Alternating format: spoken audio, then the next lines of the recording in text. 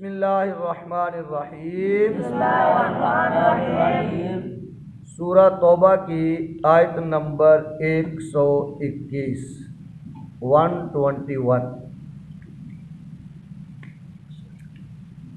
وَلَا يُنْفِقُونَ نَفَقَةً صَغِيرَةً وَلَا كَبِيرَةً اور وہ نہیں خرچ کرتے نفقتاً صغیرتاً تھوڑا خرچ کرنا، ولا کبیرتاً نہ وہ زیادہ خرچ کرتے ہیں، ولا یقطعون اور وہ نہیں طے کرتے وادیاً کوئی وادی کوئی نالا، الا مگر تھوڑا خرچ کریں یا زیادہ خرچ کریں، وہ کوئی نالا وادی طے کریں چھوٹی ہو یا بڑی، الا مگر کوتبہ لکھا جاتا ہے لہم ان کے لیے۔ بات سمجھ آ گئی؟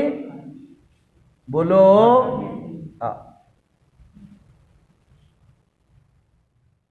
اس سے ثابت ہوا کہ جو شخص اطاعت الہی کا قصد کرے، یعنی کوئی بھی کام کرے تو اس میں اس کی ارادہ اور اس کی نیت فقط یہی ہو کہ میں اپنے اللہ کی رضا کے لیے کر رہا ہوں۔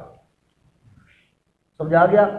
تو ایسے بندے کا اٹھنا بیٹھنا چلنا پھرنا حرکت کرنا ساکن رہنا سونا جاگنا کھانا پینا کلام کرنا یہ سب نیکیاں ہیں اور اللہ تعالیٰ کی یہاں لکھی جاتی ہیں۔ بات کو سمجھ آ گئی ہے؟ اسی طرح وہ تھوڑا خرچ کرے اللہ کی راہ میں، لیکن اس کا مطمع نظر یہ ہو کہ میرا رب مجھ پہ راضی ہو جائے، یا وہ زیادہ خرچ کرے۔ تھوڑا خرچ کرنے والوں کی بھی مثال ہے، مثلا ایک کھجور اللہ کی راہ میں صدقہ کر دی۔ زیادہ خرچ کرنا جس طرح تاجدار سخاوت داماد رسول امیر المومنین خلیفۃ المسلمین خلیفہ سوئم خلیفہ ثالث سیدنا عثمان غنی ذوالنورین رضی اللہ تعالی عنہ نے جیش اسرت کے وقت غزوہ تبوک کی تیاری کے وقت دل کھول کر اپنا مال جو ہے وہ مجاہدین کے لیے آپ نے نبی پاک صلی اللہ تعالی علیہ وسلم کے قدموں میں لا کے ڈھیر کر دیا۔ تو اللہ فرما رہا ہے تھوڑا خرچ کریں یا زیادہ خرچ کریں۔ سمجھ آئی نا؟ وہ جہاد کے لیے کوئی بھی وادی کراس کریں کوئی نالا کراس کریں تو وہ بھی اللہ تعالیٰ کی بارگاہ میں وہ ان کا نیک عمل لکھا جاتا ہے۔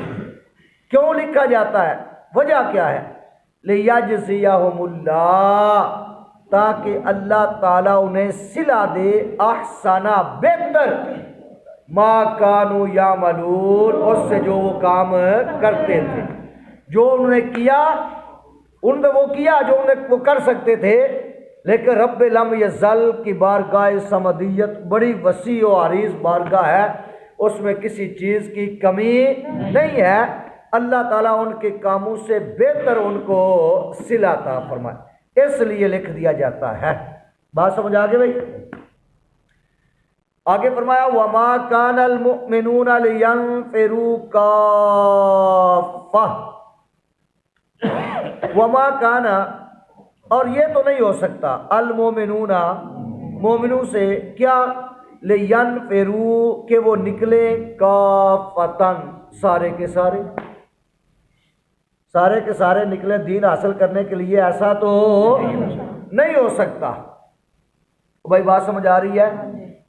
جس طرح فار ایگزامپل یہ جاوید صاحب ہیں، دو ان کے صاحبزادے ہیں، تینوں باپ بیٹا دین حاصل کرنے کے لیے نکل جائیں تو گھر ایسا تو نہیں ہو سکتا۔ یا پورا نور پورا گاؤں جو ہے یہ سارے کا سارا جامعہ نظامیہ میں داخلہ لے لے اور سارے جا کے ادھر پڑھنا شروع کر دے رہا ادھر ہے، ایسا نہیں ہو سکتا۔ اس لیے وَمَا كَانَ الْمُؤْمِنُونَ یہ تو مسلمانوں سے نہیں ہو سکتا لِيَنْفِرُوا کہ وہ نکلے كَافَّةً سارے کے سارے، فَلَوْلَا تو پھر کیوں نہ ہوا نَفَرَ کہ نکلے من کل فرقتن ہر گروہ میں سے، منہم ان میں سے، طائفتن ایک جماعت، ہر گروہ میں سے ایک جماعت نکلے۔ کیوں نکلے؟ لِیَتَفَقَّهُوا فِی الدِّینِ، تاکہ وہ سمجھ حاصل کریں فی الدین، کس کی؟ دین کی، دین میں وہ سمجھ حاصل کریں، تفقہ فی الدین کریں وہ۔ وَلِيُنذِرُوا، اور اس لیے کہ وہ ڈرائیں، قومہم، اپنی قوم کو، کس کو؟ اذا راجعوا، جب وہ لوٹ کر جائیں، الیہم، ان کی طرف، لعلہم یحذرون، اس امید پر کہ وہ بچیں، جا کے تبلیغ کریں ان کو، اس امید پر کہ وہ بچیں۔ اب یہاں سے غور سے سنیے، حضرت عبداللہ ابن عباس رضی اللہ تعالی عنہما سے مروی ہے کہ قبائل عرب میں سے ہر قبیلہ، عرب کے قبیلے تھوڑے تو نہیں ہیں جی، بڑے قبیلے، قبیلہ بنو عمر، سمجھا گیا نا، قبیلہ بنو سلمہ، قبیلہ اوس، خزرج، دیگر بہت زیادہ قبیلے، تو ان قبائل میں سے ہر قبیلے سے جماعتیں نبی پاک صلی اللہ تعالیٰ علیہ وسلم کے حضور حاضر ہوتی، اور وہ حضور سے دین کے مسائل سیکھتے، تفقہ حاصل کرتے، اور اپنے لیے احکام دریافت کرتے، اور اپنی قوم کے لیے حضور انہیں اللہ رسول کی فرما برداری کا حکم دیتے، نماز، زکوٰۃ وغیرہ کی تعلیم کے لیے انہیں ان کی قوم پر مامور فرما دیتے، بھئی آپ نے مسائل سیکھ لیے ہیں، اب آپ اپنے قبیلے میں چلے جائیں اور جا کر ان کو نماز، روزہ، حج، زکوٰۃ کے مسائل سکھائیں۔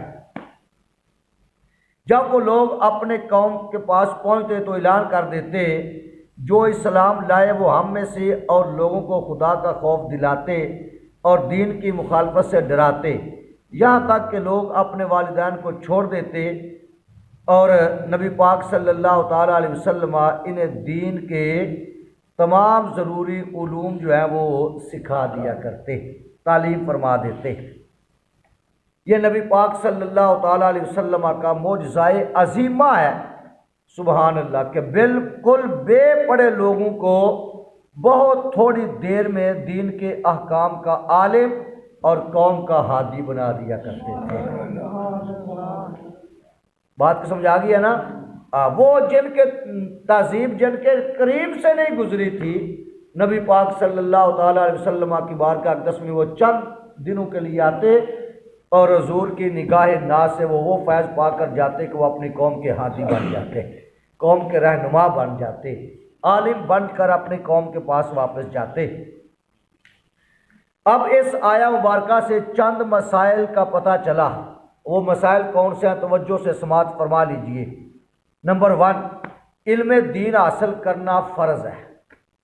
یہ بات بڑے دھیان سے سنیے گا، علم دین حاصل کرنا، بولو، فرض ہے۔ جو چیزیں بندے پر فرض واجب ہیں اور جو اس کے لیے ممنوع حرام ہیں، ان کا سیکھنا فرض عین ہے۔ اگر میں یہی سوال آپ سے کروں کہ آپ کے لیے کون کون سی چیزوں کا کرنا فرض عین ہے، تو آپ میں سے کوئی جواب دے گا؟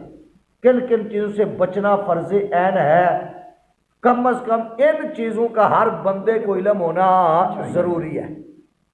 نماز کے بنیادی مسائل، جتنے مسائل ہیں، طہارت، نماز، حج، زکوٰۃ، روزہ، جو تجار حضرات ہیں، تجارت کرنے والے ہیں، ان کو کاروبار کے جو اپنا مسائل ہیں، تجارت کے جو قواعد و ضوابط ہیں، حدیث سے مبارکہ اور قرآن سے جو ثابت ہیں، وہ انہیں آنے چاہیے۔ سیدنا فاروق اعظم رضی اللہ تعالیٰ عنہ ڈیلی منڈی کا چکر لگایا کرتے تھے، بازار کا، اور ریٹ وغیرہ چیک کرتے تھے۔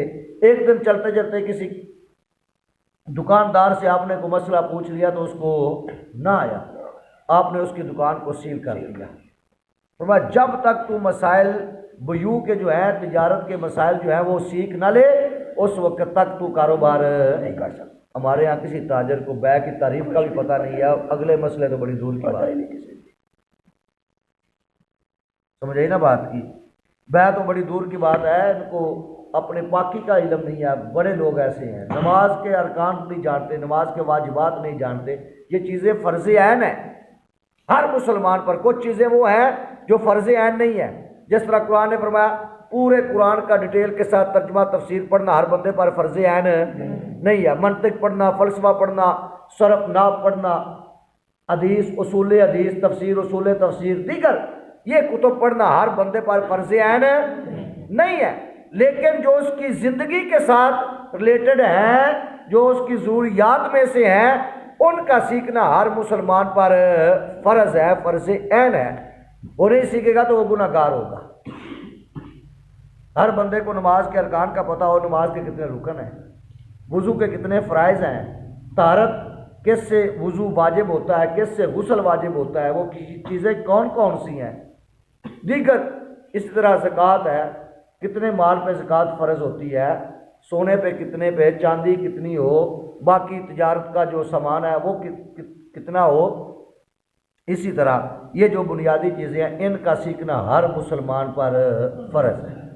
اور باقی رہا سارے جو بقیہ مروجہ علوم ہیں ان کا سیکھنا فرض عین وہ فرض کفایہ ہے. گاؤں میں سے ایک بچہ بھی پڑھ کے عالم دین بن کے آ گیا، پورے گاؤں سے وہ فرض ادا ہو گیا، فرض کفایہ ہے وہ.